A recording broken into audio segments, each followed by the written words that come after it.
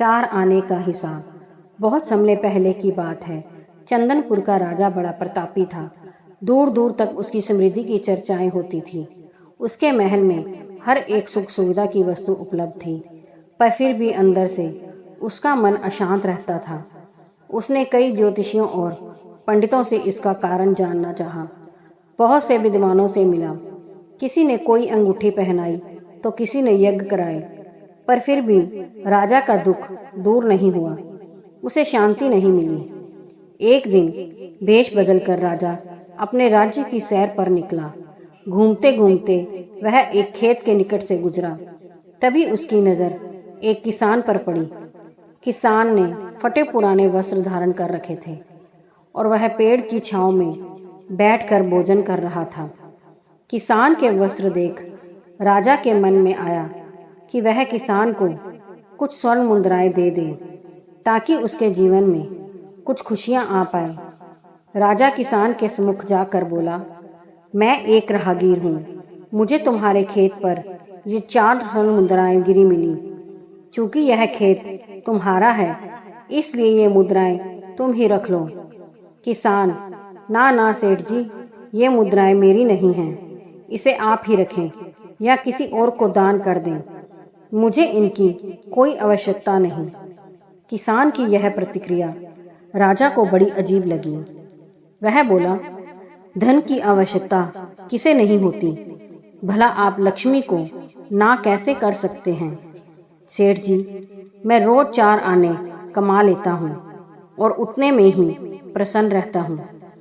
किसान बोला, क्या आप सिर्फ 4 आने की कमाई करते हैं और उतने में ही प्रसन्न रहते हैं? यह कैसे संभव है? राजा ने अचरज से पूछा। सेठ जी, किसान बोला, प्रसन्नता इस बात पर निर्भर नहीं करती कि आप कितना कमाते हैं या आपके पास कितना धन है।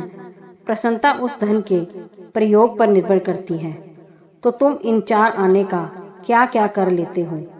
राजा ने उपहास के लहजे में प्रश्न किया। किसान भी बेकार की बहस में नहीं पड़ना चाहता था। उसने आगे बढ़ते हुए उत्तर दिया, इन 4 आनों में से एक मैं कुएं में डाल देता हूँ, दूसरे से कर्ज चुका लेता हूँ, तीसरा उधार में दे देता हूँ और चौथा मिट्टी में गाड़ देता हूँ। राजा सोचने लगा। उसे यह उत्तर समझ नहीं आया। वह किसान से इसका अर्थ पूछना चाहता था, पर वो जा चुका था। राजा ने अगले दिन ही सभा बुलाई और पूरे दरबार में कल की घटना कह सुनाई और सबसे किसान के उस कथन का अर्थ पूछने लगा। दरबारियों ने अपने अपने तर्क पेश किए, पर कोई भी राजा को संतुष्ट नहीं कर पाया। अंत में किसान को ही दरबार में बुलाने का निर्णय लिया गया। बहुत खोजबीन के बाद किसान मिला और उसे कल की सभा में प्रस्तुत होने का निर्देश दिया गया। राजा ने किसान को उस दिन अपने भेष बदलकर भ्रमण करने के बारे में बताया और सम्मानपूर्वक दरबार में बैठाया।